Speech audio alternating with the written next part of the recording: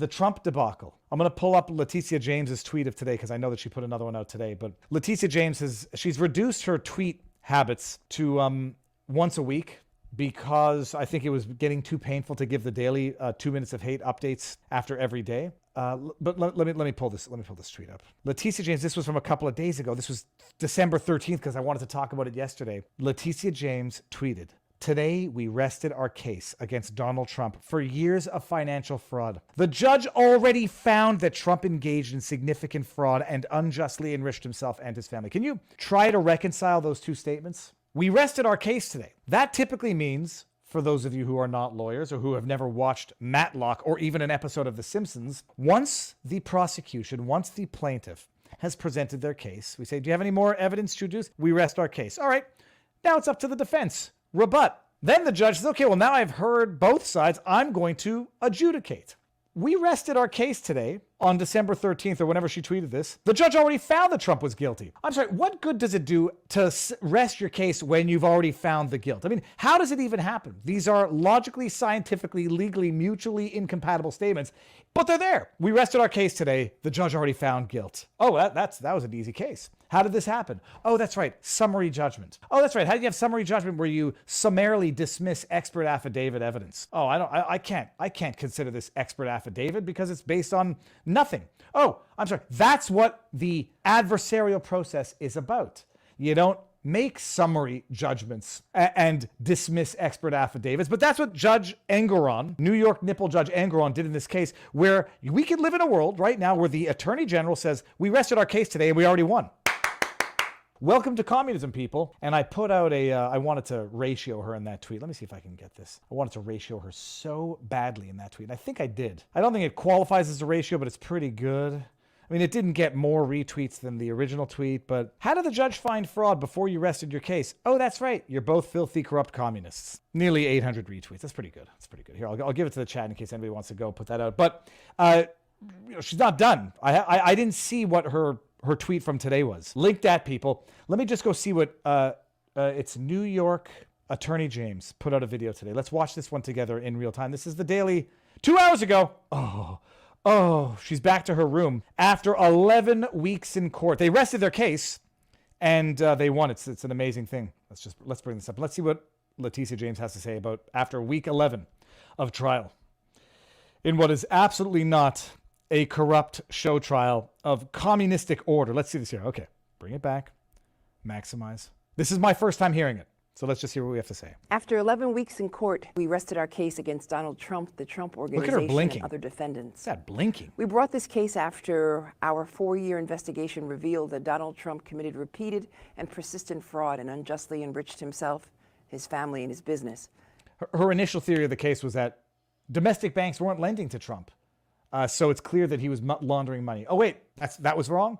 Oh, well, then let's just shift our theory of the case a little bit. Before this trial even began, the judge ruled in our favor and found that Donald Trump did engage in years of significant financial fraud we uncovered. Did she just say that out loud?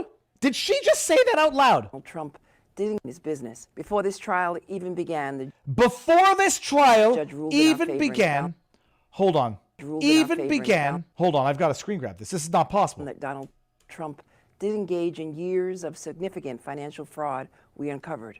Throughout this trial, we revealed the full extent of that fraud. Before the trial even began, she said this without flinching, without laughing. This is a New York justice? Get out of New York, people. Escape from New York. We introduced extensive evidence and questioned more than 24 witnesses. We heard from Donald Trump and his family, his co-defendants, his current and former employees at the Trump Organization.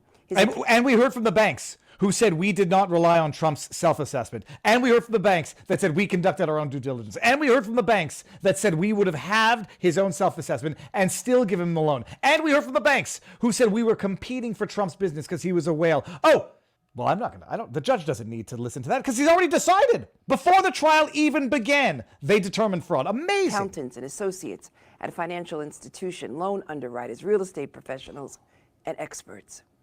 And their testimony illustrated years of fraud and baseless valuations to inflate Donald Trump's net worth. I'm sorry, didn't one of Trump's experts just say, I would have evaluated it at more than what Trump did? I'm sure one of them said that after the judge had already come to his conclusion.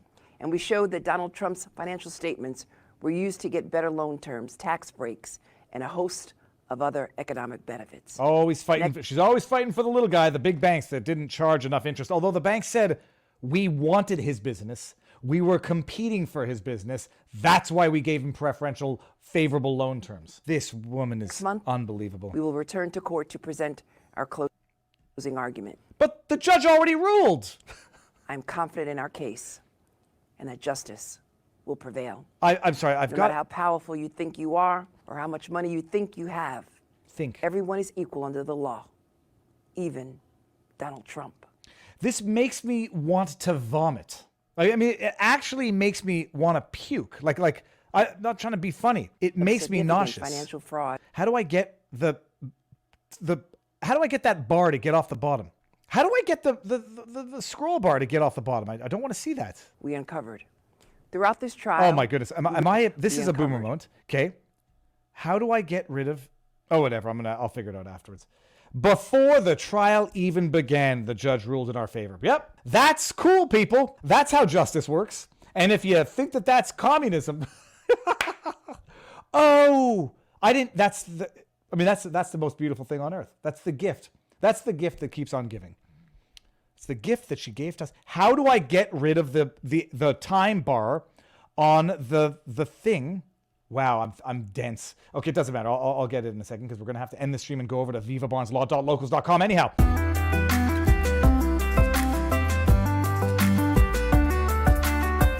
After 11 weeks in court, we rested our case against Donald Trump, the Trump Organization, and other defendants. We brought this case after our 4-year investigation revealed that Donald Trump committed repeated and persistent fraud and unjustly enriched himself, his family, and his business.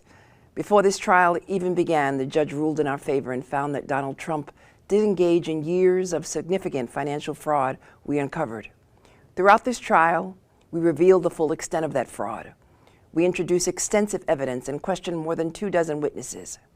We heard from Donald Trump and his family, his co-defendants, his current and former employees at the Trump Organization, his accountants and associates at a financial institution, loan underwriters, real estate professionals, and experts.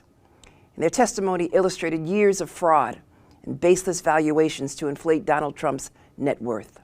And we showed that Donald Trump's financial statements were used to get better loan terms, tax breaks, and a host of other economic benefits. Next month, we will return to court to present our closing argument. I'm confident in our case and that justice will prevail. No matter how powerful you think you are or how much money you think you have, everyone is equal under the law, even Donald Trump.